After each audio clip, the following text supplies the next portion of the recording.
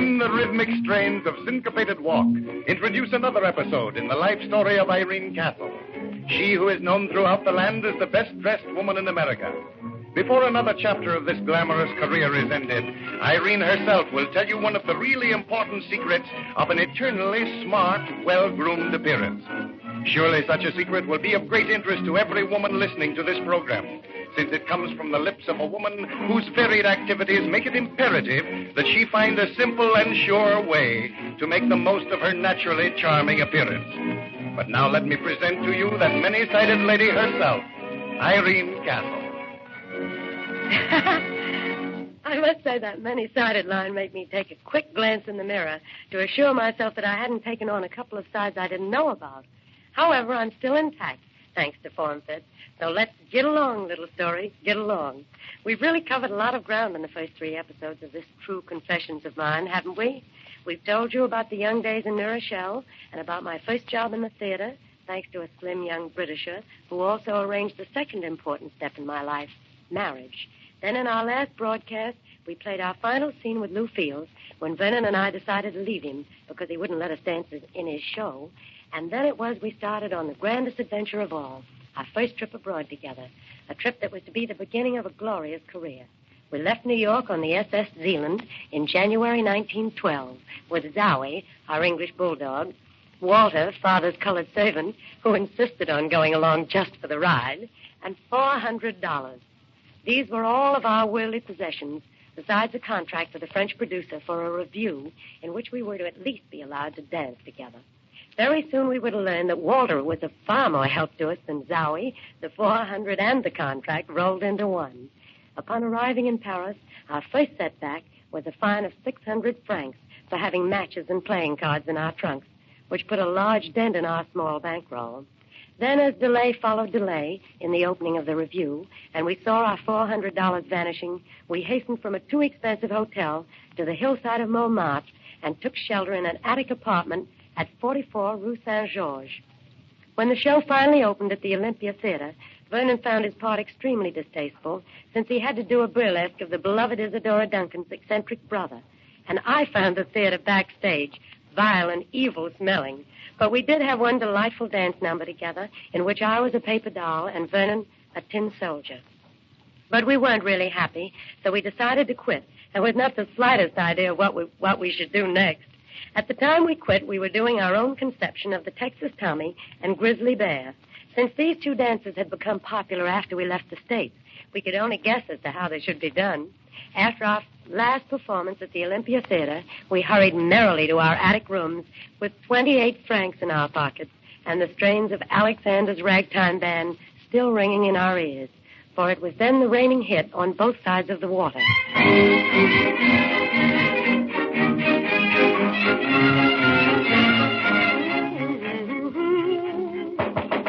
Yes? Who is it? C'est moi, Madame Labon. Ouvre la porte. Oh, yes. Just a minute, madame. Entrez, madame. Mais dis donc, madame, quand est-ce que vous allez me payer? Chaque jour, vous m'avez promis. Il y a longtemps que vous m'avez pas payé. Oh, wait, madame, please. You know very well that when you talk so fast, I can't possibly understand you. Besides, you speak quite good enough English to make it clear to me that you would like to have the rent. Certainement, the rent. It is 4 weeks since you left the theater, and I have not received 1 centime, n'est-ce pas? Yes, that's right. But I'm sure my husband will have good news when he returns tonight. If only you'll be a little patient. Patience, sacré bleu, mais c'est impossible. Wait, I hear someone coming. C'est bien. It is the husband. Now we shall see. Yes, we shall, shan't we? Is that you, Vernon? Right, coming up, darling. Oh, it's a lovely night, darling. Lovely night, but... Oh, and how is my... Well, hello, Madame Labarre. My word, what a picture you are. Très jolie, Madame. Is she not getting younger every day, Irene? Well, yes, I guess so. You guess so? Surely the gorgeous sights of her beloved France have not impaired your eyesight, my sweet. Look at her. Here before you stands the true Frenchwoman, smiling. Smile, Madame. That is it. Happy, always happy and generous. Generous to a fault. especially the young scamps who will take advantage of her generosity. Only think of it, Irene. 4 weeks since we have paid Madame a single centime. And yet does she scold? Does she threaten to put us out? No, not she. Instead, she makes frequent calls to our flat to encourage us in our career. What a woman, Irene, what a woman. I do hope you've been telling Madame Lebon how much we think of her. Oh, by the way, the most wonderful chance has come to us. Tonight we'll have a call from Monsieur Beaumont, the well-known vaudeville agent. He's coming here, Irene, to make us an offer. Is it not wonderful, Madame? Oh, be sure to receive him in your very best apron. And now you and I must tidy up the room for Monsieur Beaumont, Irene. For he must not think we're existing only because of the grand generosity of Madame Lebon. You will excuse us, will you not, Madame? Unless, of course, there was something you had to say to us. What is that, dear lady? Oh, no, it was nothing. I will go and put on the apron for the great man. Do, dear lady, do. For I want him to see you looking your very best. Bonsoir, dear Madame Lebon. Vernon, what is the matter? Why did you groan? Are you in pain? No, darling, it's just relief from the strain of lying to that old wench. Lying? But Vernon, isn't Monsieur Beaumont coming? No, darling. As far as I know, there is no Monsieur Beaumont. What? No, I invented him simply because I couldn't bear to hear her rattle on about the rent again. Here, my dear, are 4 potatoes. All I could get for our copper pennies. You know, those were the last of our copper pennies. The little flannel bag we hoarded them in is empty. Yes, I know, dear. Have Walter fix the potatoes, and we'll consider what's to be done. I haven't seen Walter since noon, Vernon. He said he had some business with Alphonse, and he didn't know when he'd be back. Alphonse? Who's Alphonse? Well, he's Madame Lebon's man. You know him. The valet de chambre. Oh, that Alphonse. Yes, of course. What business could Walter have with him? I'm sure I don't know. I only hope Alphonse feeds the poor man. Walter is so big to have to live on potatoes. Right. It isn't easy for any of us, is it, darling? Oh, I don't mind. It can't last. And, Vernon, what's the matter tonight? You're not letting our being at liberty get under your skin, are you? Oh, I don't mind for myself, sweets, but you've been a brick about it all, and it isn't quite fair to take you away from a decent home. Vernon, the only thing in the world that would make me leave you would be to have you feel sorry for me. Suppose that's Walter coming up? No. I'm afraid it sounds like Madame Lebon again. Oh, she's probably seen through our thin story about the fictitious Monsieur Beaumont. I'll go, dear. Entendez, maman. Yes, madame? What can we do for you now? Monsieur Beaumont. Beaumont? Beaumont? But, madame, it can't be Beaumont. Monsieur Castle. Yes? These long steps make it very hard for a manager to reach you.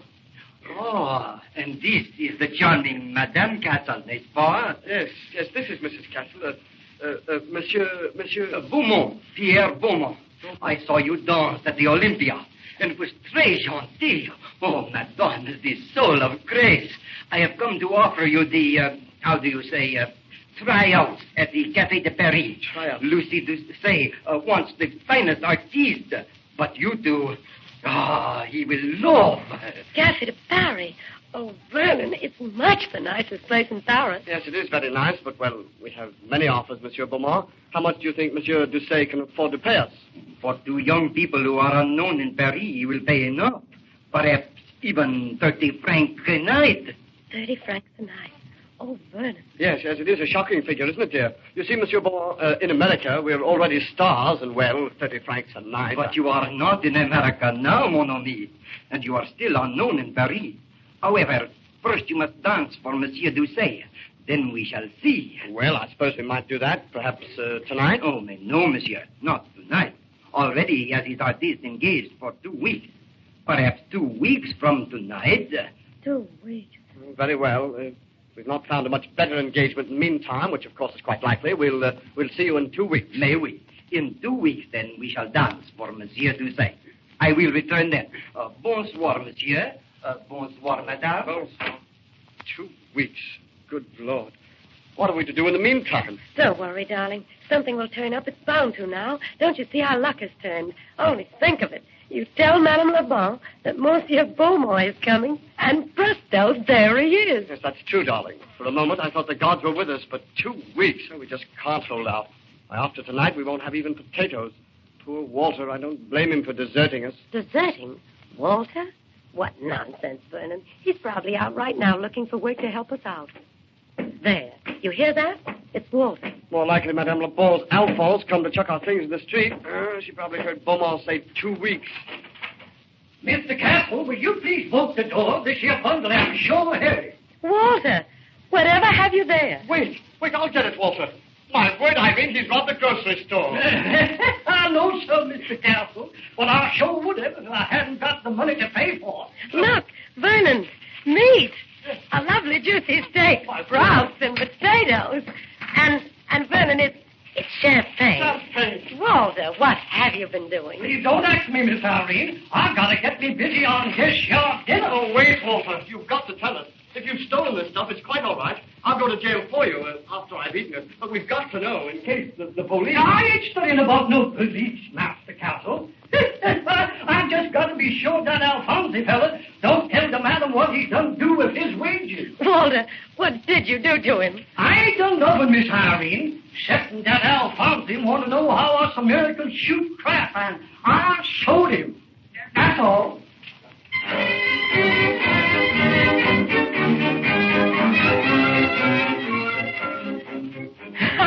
And now, you know how the Castles were supported for the 2 weeks before that fateful engagement at the Café de Paris.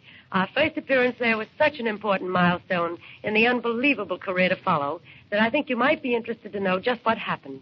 First of all, Mr. Doucet, whom we soon called Papa Louis, was a dear. So when he saw us coming in, Vernon in dress clothes and I in my wedding dress, my only evening gown, he gave us the very best table in the place. The first time, I believe, that a hotel manager had allowed his dancers to appear as guests. I've never doubted that this gesture added 50% to the impression we were able to make during that first performance. But there's more to that story than I have time to tell you now. And then, too, on the next program, I'm going to tell you of the rivalry between the Castles and Maurice and Florence Walton, those exquisite dancers who had long been established when we first began to gain recognition. But for now, there is hardly a minute left, and I do so want to tell you about the great secret of preserving natural charm, the charm Mr. Brickett mentioned in his very flattering introduction of me. It's a very simple formula. Make the most of your natural figure. Don't try to be somebody else. Correct foundation garments are not meant to change your type. They simply make the most of the natural lines of your body and provide a foundation over which your dresses and outer garments will drape gracefully. Pardon my interruption, Mrs. Castle, but don't you believe the styles and figures change? Now, for instance, from the very slender vogue of 4 or 5 years ago to the present Mae West vogue. It's a very great mistake, Mr. Brickett, for the individual woman to try and change her type of figure to conform to the type that leads temporarily in national publicity. Personally, I don't favor the Mae West figure, chiefly because I couldn't make the weight. Probably if I were Mae West, I wouldn't favor the Irene Castle figure. But seriously, it doesn't really matter much whether you have the Mae West figure or the Irene Castle figure. The important thing to know is, whatever your proportions, there's always a form fit that will improve your figure.